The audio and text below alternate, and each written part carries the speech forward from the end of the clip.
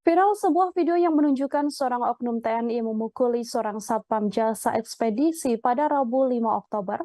Insiden ini terjadi di gudang sebuah marketplace yang berada di Gianyar, Bali. Hal tersebut dilakukan oleh pelaku setelah membeli barang secara online, namun saat barang tersebut tiba, barang itu tak sesuai dengan yang dipesan. Dalam video, oknum TNI tersebut mengenakan celana loreng dan juga sebuah kaos. Ia datang melayangkan satu pukulan ke wajah petugas keamanan. Tak lama kemudian sejumlah pegawai jasa ekspedisi langsung mendekat untuk melerai keduanya. Namun justru keadaan semakin memanas saat seorang pria bersama oknum TNI itu turut menyerang sang satpam. Pada akhirnya keadaan bisa tenang setelah sejumlah pegawai jasa ekspedisi tersebut melerai.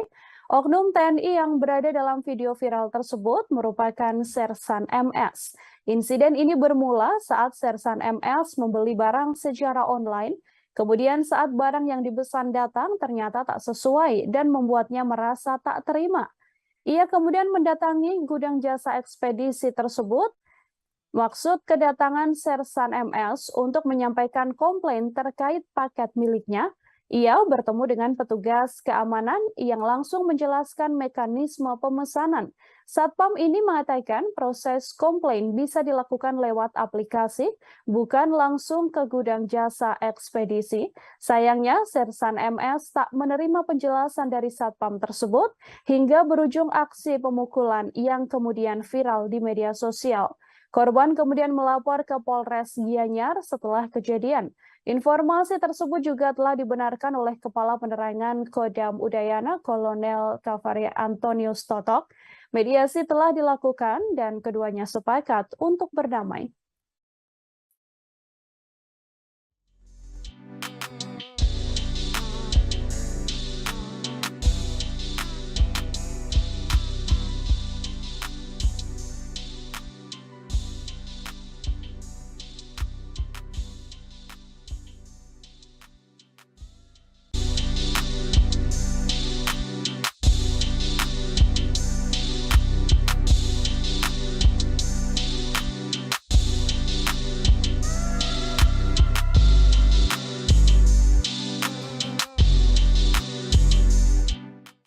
Terima kasih sudah nonton.